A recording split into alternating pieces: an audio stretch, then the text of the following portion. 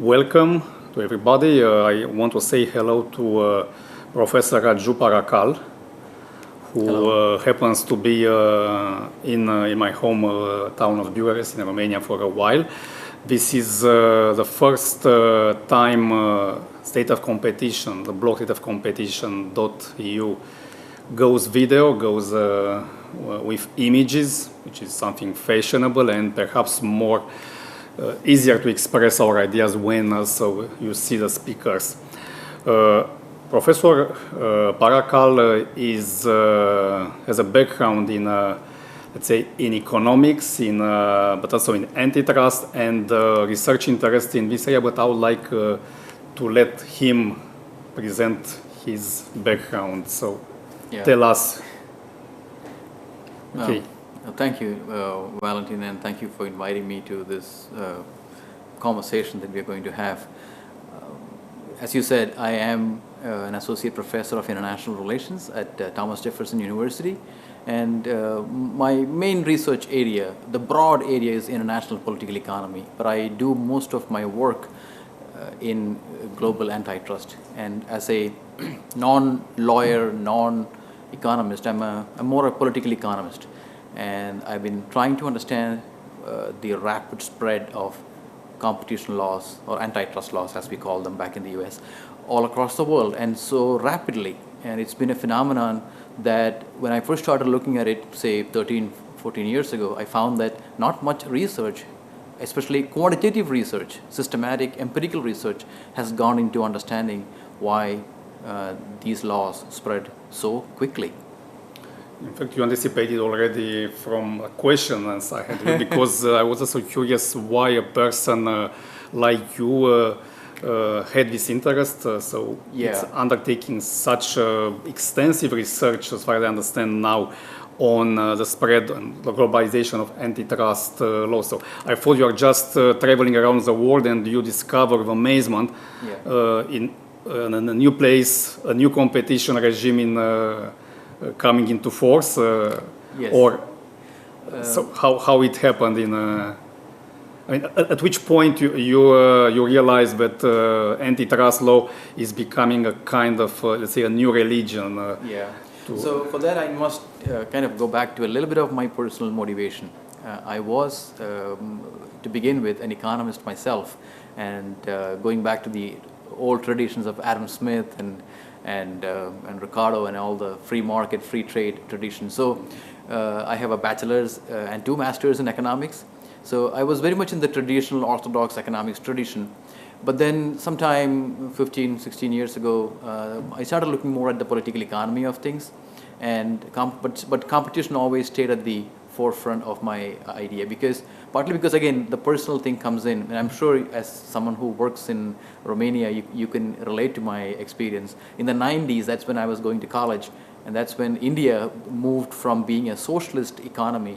India has always been a democracy since independence in 1947, but since the 1990s India became a more of a free market economy, more competition, and I've always been excited to learn how that transformation took place and where it's going to take everybody. And so that's kind of my motivation, and it was my interest in competition that led me to competition law and policy. So you discovered competition as India was discovering more competition at the time. And my very first paper that I wrote in 2005-2006 was on the competition law in India. Because again, like I said, I was more interested in competition and how it can lead a nation into a better situation by doing it correctly. I'm curious, and I ask this a lot of people. If you do competition enforcement, competition law, competition enforcement research, should you believe in competition itself? Is a prerequisite or not? I would say you should. You should have that belief. To the extent that it is the bedrock of competition law, and if you go to any of the competition laws of any of the countries, and for my research I have read for a lot of many countries, it kind of starts with saying that they are trying to promote competition for consumer welfare and to increase the economic development and all kinds of things. Although I'll just add quickly that in many cases, many of these laws don't define what competition means. Anyway, we can leave that for a later discussion. It's implied, yes. So you notice this phenomenon, but could you, to this point, are you in position to say which are the essential points or the essential aspect which made the antitrust or competition rules, as we call them in Europe, so popular, so widespread already in the world? Yes. What's the main reason or reasons for that? Can you say? Yes, and it has been a continuing research for me for the last decade and a half almost. And right now, as you know, I'm working on a book project which tries to further explain this phenomenon.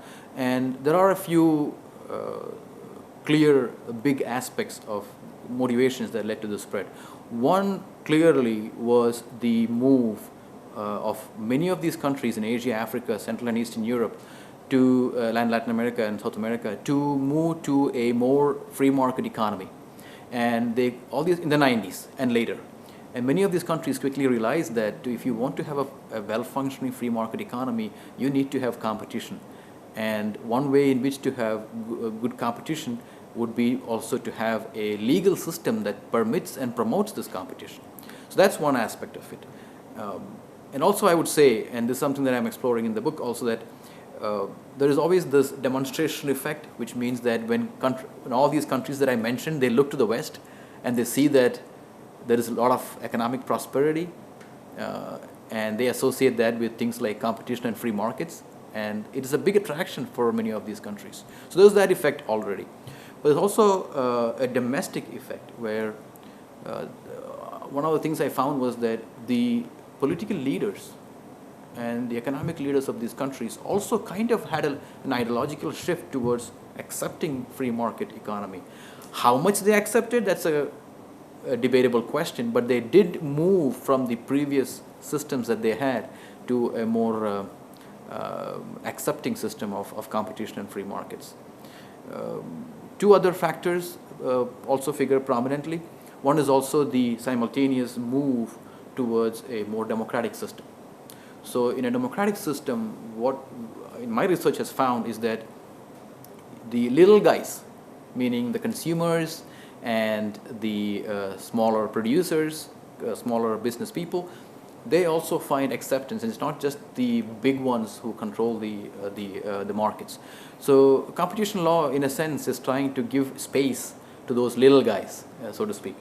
So that's kind of how I've found that democracy plays into this a little bit. And finally, we cannot discount the role of the European Union, especially in Central and Eastern Europe, and the WTO's role in promoting advocacy and training measures in competition area all over the world.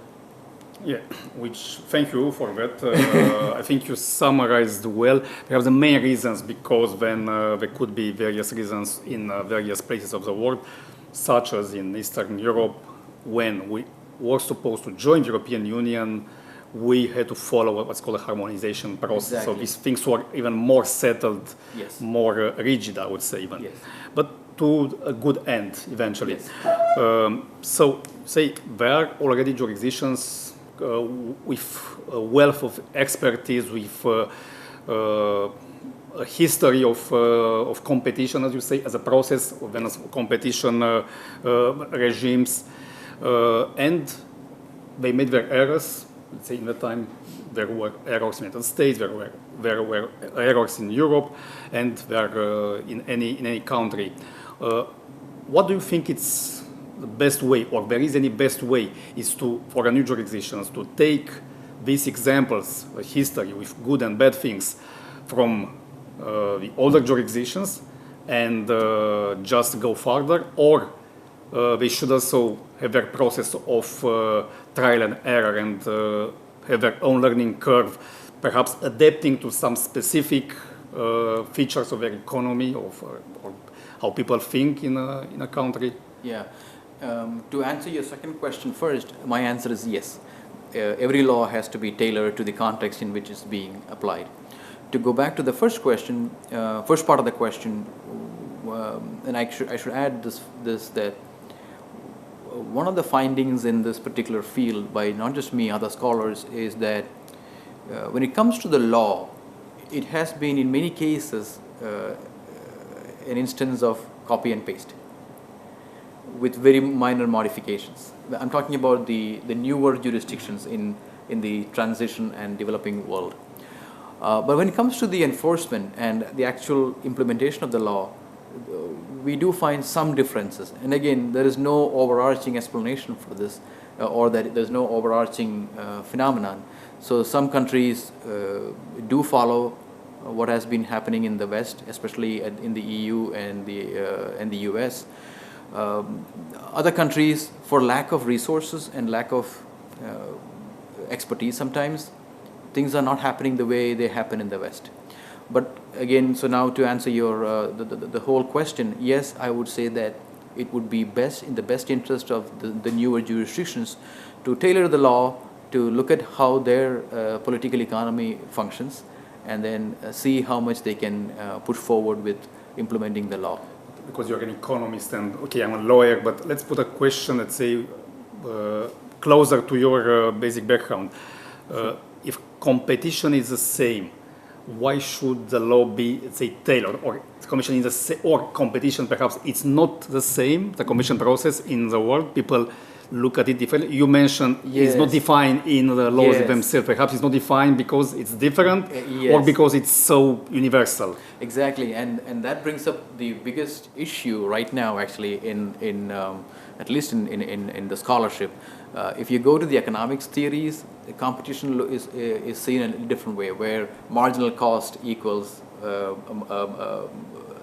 price equals the marginal cost, or marginal revenue equals marginal cost. And then, so that's a very economics-based look at competition. Anything over that is an abnormal profits. Another way to look at competition would be the number of players in the market. Is there rivalry? So is competition seen in terms of rivalry, or is it seen purely in terms of consumer welfare as defined by marginal cost equals marginal revenue, that kind of an economic analysis? So this is a point of departure for a lot of competition analysis. In Europe, it's surprising that there is a bit of a departure in some areas, and leaning a little more towards the rivalry way of looking at things. In the United States, it's a little different.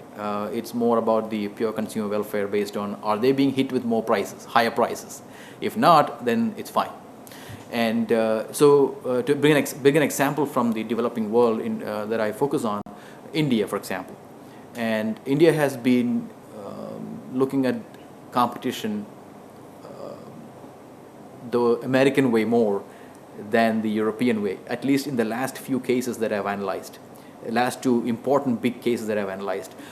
Like I said, if you read through the Indian Competition Act from 2002, there is no definition of competition. However, other terms like dominance or abuse of dominance, they're all defined, not competition.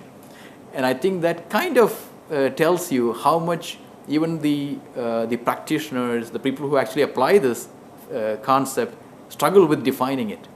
And that is kind of why I also say that we need to look at the context in which it is being played out, both competition and competition law. So competition, perhaps it's universal, but it has variations from country yes. to another. That's why the concept remains open. So yes, and it's a difficult concept, and I never knew when I was a student of economics a long time ago, a formal student. I thought, okay, competition, we all know what it means. Well, as I became more of a scholar of competition law, and I started when we were trying to apply this concept, you realize that this is not that clear-cut as you think it is. Perhaps we might need at some point an international convention to agree more or less what is competition. Otherwise, it can be used for various reasons, not necessarily the good ones. Yes. If you're not careful to what is following. Because besides, competition enforcement, antitrust enforcement is done with powerful tools. Yes. And this is again attractive to governments. So exactly. That's why a standard, which is generally the welfare standard, as even in Europe, yes. even if it's not directly followed, but it's still at the basis of European competition enforcement. So something like this, the purposes should be this one, and of course the digital economy, and we can talk about this a little bit later, might change the paradigm. Yes. So yes, about the consumer welfare. Exactly. And if I can just jump ahead to that, and that's largely because in the digital economy, one of the things that we are finding is that many of the services offered, for example, by Google or Facebook, have no price to it. It's free. But there is no free lunch. Exactly. You say this in the United States. Exactly. How is that in? So can this be? Sorry. Is this possible, or is really for free, or? No, there is no. So if you go on the web on the internet and then you try to search for something using Google, you don't actually pay Google any monetary sum, and so in that sense, it's a free service. So how can you ever use the idea of a price-based analysis of dominance? Consumer welfare is not very relevant. Yeah, consumer welfare is there, but it's not the way that has been traditionally analyzed. So that's why I know the quality of the service, because I have something like that. Parameters, Yes, and something like that, and also, and this is becoming a big aspect in as far as antitrust in the digital era is concerned, about things like dominance. How do you analyze dominance? And is there an abuse of dominance that hurts consumer welfare? So many jurisdictions are looking at it and saying consumers are not being affected by it because prices aren't going up. They can still enjoy what Google and Facebook and others are offering. Courts in the United States do not believe in predatory pricing. Yeah. What is predatory pricing eventually? When there is no price. And especially when there is no, let's say, no label with a price there. Perhaps we pay with other things, but this changes at least the way we look at the things. Yes. So I'm not sure if the substance, but something changes anyway, and people are concerned. Questions are put everywhere. Yes. How to deal, what to change. Okay, so on this, and I think we'll return to this point a little bit later. So we mentioned about this fantastic spread of the competition regimes in the world, but one thing is to adopt a competition regime, have an institution, and one thing is to be effective. So what would be the main pitfalls, the main problems on the road to success of such an authority? We can copy laws, we can learn from other people's errors, we can do things by the book, but where is the catch? What is the most important aspect which a new authority should avoid? There are more than a few. One is to give independence to the competition authority, and it's like the expression that I think probably we talked about earlier. It's like you need the sun, but you don't want to fly too close to the sun because you might get burnt. Was what Professor Kovacic mentioned. Exactly. So so that's the relationship between the competition authority and the government. And I think you need good leadership, a leadership that stays and who knows what to be done. And that's the leadership part, and that's the administrative, the structural part. If you dig a little deeper into the sub-levels, every competition authority needs to have both size and quality of staff who can both do legal and economic analysis. There are, without naming any countries. Perhaps technically, if we speak about technical economy. Yes, that also, and that's a third leg because of the digital economy. You're right. And I won't name some of the jurisdictions because I don't want to shame them on this interview, but I know of certain jurisdictions that adopted the law in the developing world, and they didn't have an office to meet. They met in coffee shops. Really? Yeah. They didn't have, so what does that even mean? Are you making a mockery of this whole process, which is such an important process? Of all the laws in an economy, financial, trade, competition law is the most all-encompassing law that you can find. It affects every sector, every economic activity. And if you pass a law, probably because you had to sign a trade agreement, or you had to sign a multilateral or a bilateral agreement, and they had one of the requirements that you have a competition law, and you check the box, and then you don't give the kind of resources to the people who are running this regime, and if they had to meet in coffee shops, then that's a sad affair, sad state. Grassroots, no, Yeah. So that is so resources, both financial and human resources. And finally, I would say, there are many, but I'm just focusing on the few important ones, which is the third one is kind of related to the resources part. There needs to be a creation of a competition culture, both among the corporations and also lay people, regular people, that we are a country that is going to... So we are mentioning social values. Yes, social values. Yes, social culture values. And social value. Yeah. Social values. Not to the point where if you are, for example, like a country like India or Romania, which were more a collaborative society and not a purely individualistic society, I'm not saying that these societies should completely shed their collective or collaborative mentality, but I'm just saying that I'm saying competition more in terms of entrepreneurial activity. Because back in the day, it was probably controlled by the big shots, the big corporations. One of the things that the new law would enable is more of an entrepreneurial activity where the small person with the good ideas and nice brains can succeed. So that kind of entrepreneurial activity. And I think countries like Romania, India, and other countries should promote that kind of a culture. And also among the corporations, where they, at some point they know that these actions which were okay in the past are not okay anymore. So they are, a priori, they are not going in foul of the law, and they stay on the right side of the law. But interesting that you mentioned this issue of the old culture of a society which can be collaborative, and this is in India, this is also in Romania. Yeah, I met this situation, people having a kind of conflict between their education even and help each other, cooperate with each other. Yes. So exactly. Our religion says this, your religion, religions in India say this, so people listen to these precepts from religion, and when you go into the economy and think, no, this time you go on your own, you should be even selfish because act on your own, do maximum of competition. And at least what I'm doing, I'm trying to explain and to conciliate this tension, saying, look guys, it's like in sport. So if you play cricket in India and football in Europe, you'll do your best on the field. Yes.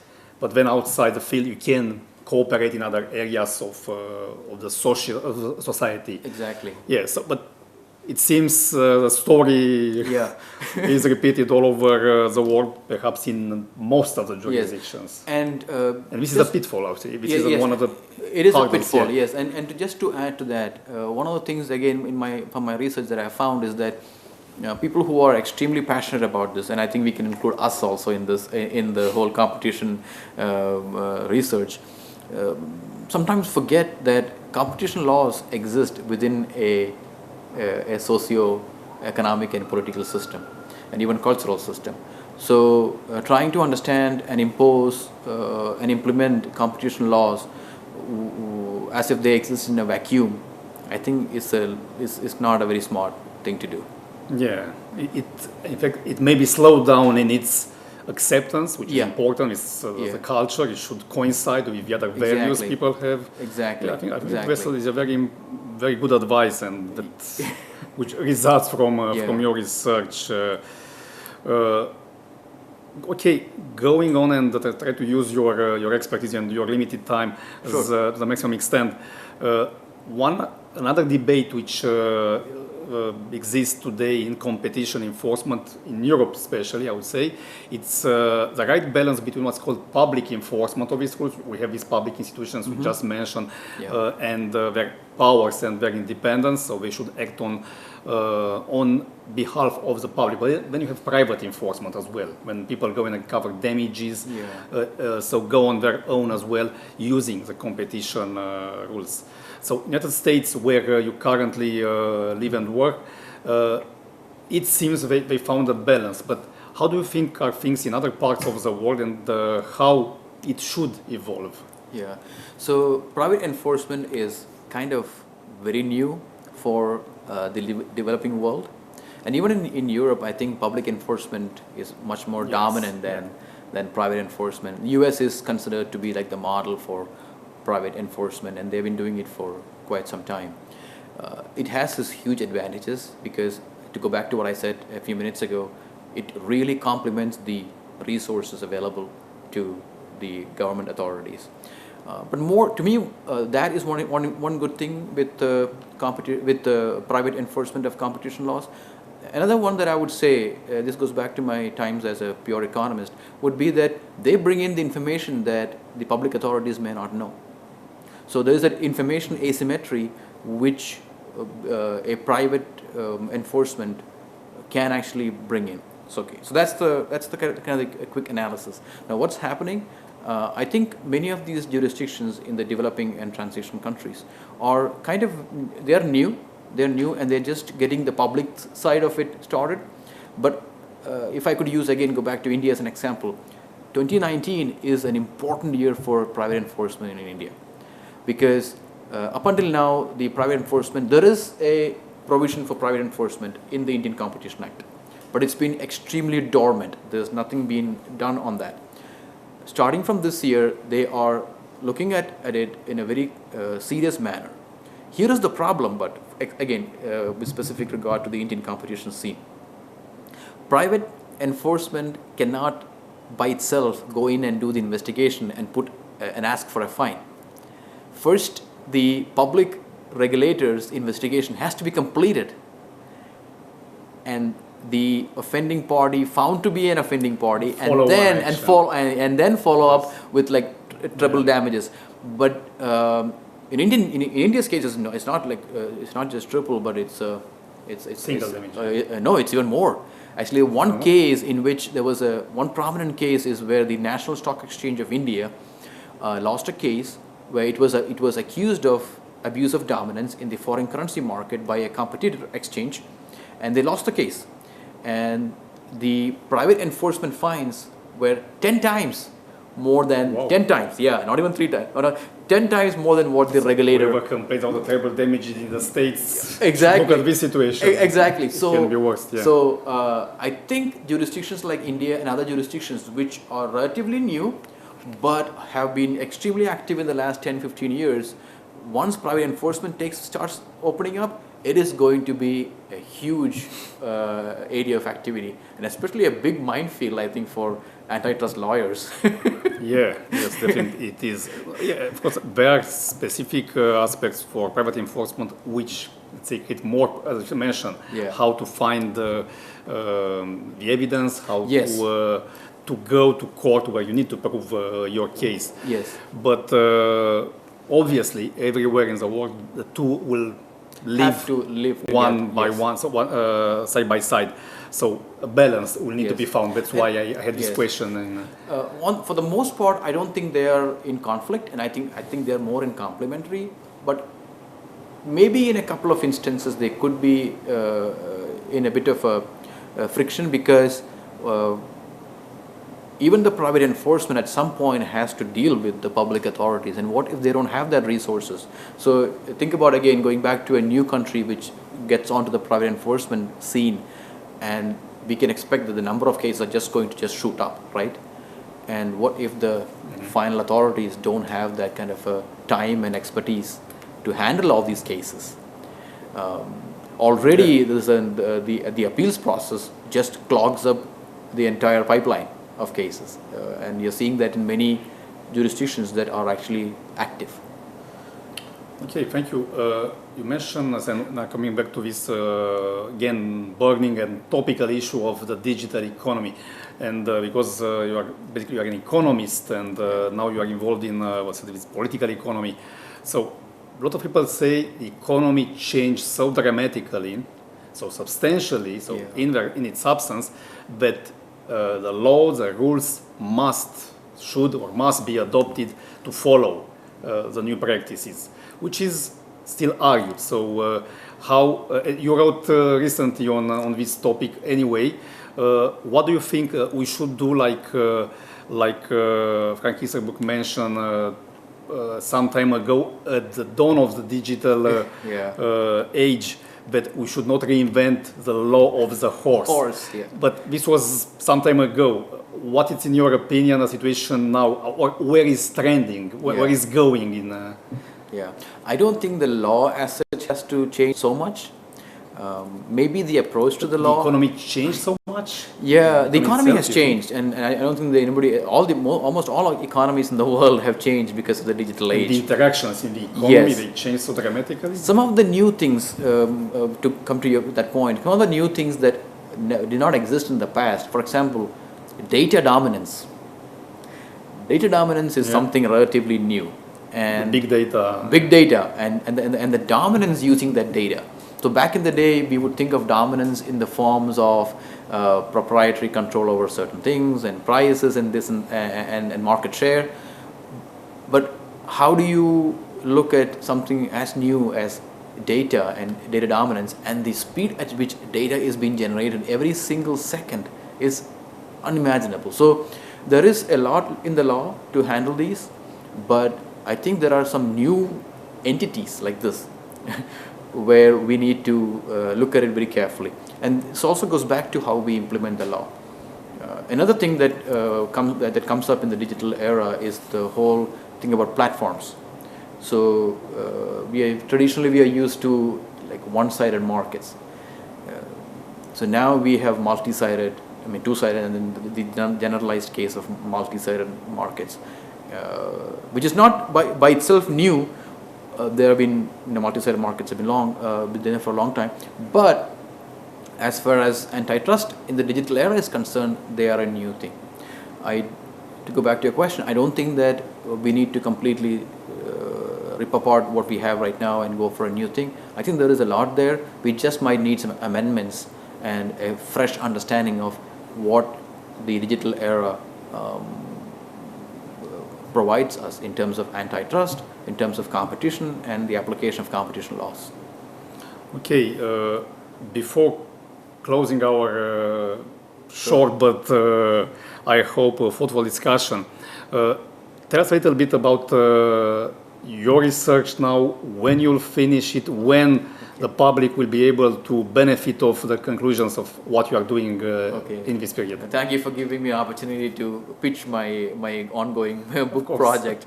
So the book is an updated version of my doctoral dissertation that was completed 10 years ago. And I've been publishing parts of that here and there and publishing other research also. But one of the things I've not published in my antitrust research career is a book. And I thought I should go back and convert that into an updated book. And that's what I'm doing right now. And the book is tentatively titled The Globalization of Antitrust Laws. It is sufficiently descriptive. Yes. And so it looks at the transition countries of Central and Eastern Europe. And it also looks at the developing world and how they adopted this law, and it's been updated to look at things like the digital economy and what it's and where these countries are headed with their competition laws. What are the challenges? So it's not basically a description; it's analytical as well. It's both. It's both. It's a multi-method analysis. So the first part of the book is very quantitative. It's it's a large sample study. That goes back to my social science, quantitative economist kind of style of doing research. And then there are a couple of case studies, two case studies, one on India as a representative of the developing world, and one on Romania as a representative of the transition economies. So I hope to have the book published next year. I'm still working on the second half of the book. The first 4 chapters are done, and it's been fun, but it's also kind of very time consuming because we have a lot of interests that pull us in many different directions. Oh, that's interesting. We'll announce, if you let us know, we'll announce that the book is up for sale, and of course we'll talk about it. We are glad to hear that Romania is one of the samples in case study, in a case study. Where research is done in this area of the globalization of competition law, but it looks to me that from what I heard that what you are doing, it's new, it's you're going deeper into these issues, how things happened, where they go. So this looks very interesting. Hope to have you back as well to speak about your conclusions at the end of your research after the book will be published. I take this opportunity to thank you for your presence here. Thank you, Valentin. And wish you all the best in your endeavors, in your activities. Thank you very much. Thank you.